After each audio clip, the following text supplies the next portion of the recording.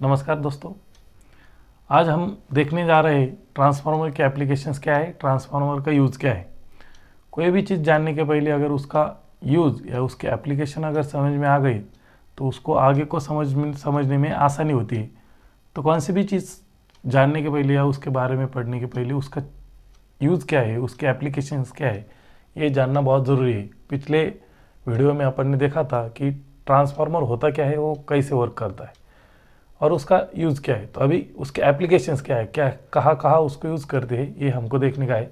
तो ट्रांसफार्मर का मेन जो पर्पज़ है, मेन जो यूज़ है वो है वोल्टेज लेवल को कम या ज़्यादा करने का। मतलब टू स्टेप अप और step down the voltage level. जो इलेक्ट्रिसिटी हम जनरेट करते हैं वो जनरेटिंग वोल्टेज जो रहता है वो रहता है 11 kV से लेकर तो 25 kV तक।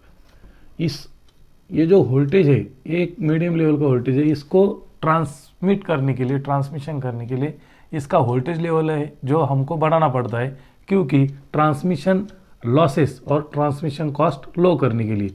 अब वोल्टेज लेवल बढ़ाने से ट्रांसमिशन लॉस कैसे कम होता है, ट्रांसमिशन कॉस्ट कैसे कम होती है। तो कोई भी कंडक्टर जो रहता है इलेक्ट्रिकल में, उसमें जो लॉस होता है वो होता है I²R। इसका मतलब इधर तो R जो है वो कांस्टेंट रहने वाला है, अपने हाथ में क्या है करंट, उसको हम कम कर सकते हैं। तो एक करंट कम करने के लिए अपन क्या करते हैं, उस वोल्टेज लेवल को बढ़ाते हैं। तो ये जो वोल्टेज है जनरेटिंग वोल्टेज, इसको हम हायर वोल्टेज तक इंक्रीज करते हैं बाय यूजिंग ट्रांसफार्मर। वो जो ट्रांसफार्मर रहता है उसको पावर ट्रांसफार्मर कहा जाता है। वो वोल्टेज लेवल को एक लिमिट तक बढ़ाता है। उस बड़े वाले वोल्टेज लेवल को आप टावर, जो इलेक्ट्रिकल टावर्स रहते हैं उसके ज़रिए ट्रांसमिट कर दे।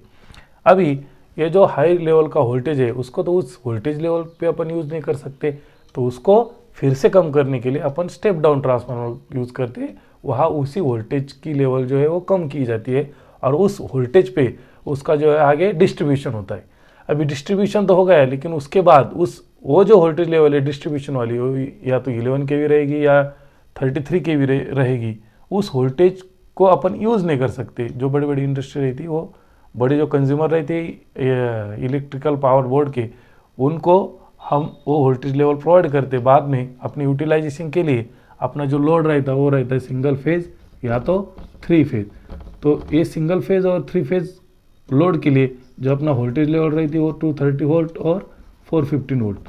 तो ये वोल्टेज पाने के लिए, वोल्टेज लाने के लिए अपन फिर से उस जो वोल्टेज है उसको स्टेप डाउन करते हैं by using step down transformer. उसको कहा जाता है डिस्ट्रीब्यूशन ट्रांसफार्मर। वहाँ पे इस वोल्टेज को और कम किया जाता है ताकि हम उसको यूज़ कर सकें। यहाँ पर भी बात खत्म नहीं होती दोस्तों। अपने जो इलेक्ट्रॉनिक डिवाइसेस रहते, जो टॉयज रहते, इलेक्ट्रॉनिक अपने जो मोबाइल है, इलेक्ट्रॉनिक गैजेट्स है, इन सब को और कम वोल्टेज लेवल की ज़रूरत रहती। इसके लिए भी और जो उसके चार्जेस रहते, उसके जो किट रहते, उसमें भी ट्रांसफार्मर यूज़ किया जाता है ये वोल्टेज लेवल कम करने के लिए। जैसा कि इंडस्ट्री में हम जानते हैं कि SMPS यूज़ करते हैं, जिसमें ट्रांसफार्मर होता है वो जो है 230 वोल्ट है, उसको भी और कम करता है 24 वोल्ट तक, 12 वोल्ट तक, क्योंकि हम उसको यूज़ कर सके। तो ये हो गया उसका मेन पर्पज़। तो मेन पर्पज़ क्या है ट्रांसफार्मर का? टू ट्रांसमिशन, डिस्ट्रीब्यूशन और यूटिलाइजेशन ऑफ इलेक्ट्रिकल पावर। उसमें भी जो पावर स्टेशन होते हैं वहाँ पे स्टेप अप ट्रांसफार्मर यूज़ करते हैं, क्योंकि वोल्टेज की लेवल बढ़ा जा सके।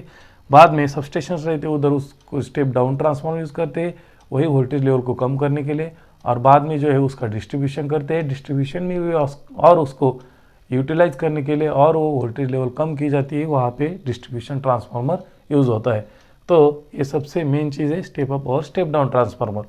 और जो आपने सुना है कि CT, PT, current transformer, potential transformer, ये क्या होता है? तो इसको कहा जाता है इंस्ट्रूमेंट ट्रांसफार्मर।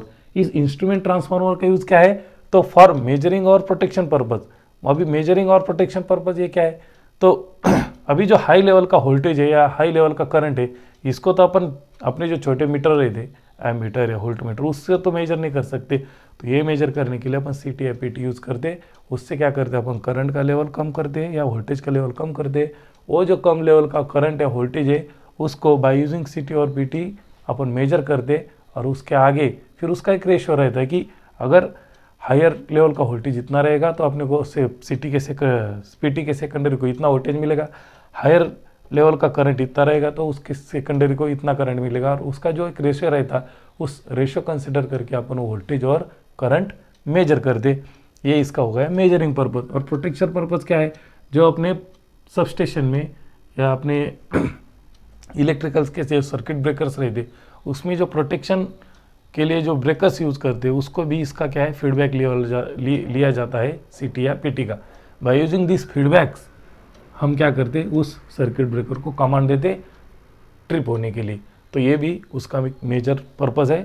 तो क्या समझिए, इंस्ट्रूमेंट ट्रांसफार्मर यूज़ होते हैं मेजरिंग और प्रोटेक्शन पर्पज़ के लिए, और दूसरे जो ट्रांसफार्मर है अपना जो मेन पर्पज़ ट्रांसफार्मर का है वो है टू रिड्यूस और to increase the voltage level at constant frequency. Power को वैसे ही रख के, पावर में कौन सा भी चेंज ना करके खाली वोल्टेज और करंट की लेवल जो है वो कम ज़्यादा करते हैं। तो ये जो है ये मेजर ट्रांसफार्मर का यूज़ है। इसकी वजह से अपना जो अल्टरनेटिंग करंट है उसको यूज़ करने के लिए बहुत आसानी होती है, उसको ट्रांसमिट करने के लिए, डिस्ट्रीब्यूट करने के लिए और यूज़ करने के लिए। तो इसकी वजह से ही ट्रांसफार्मर को इलेक्ट्रिसिटी का हर्ट कहा जाता है।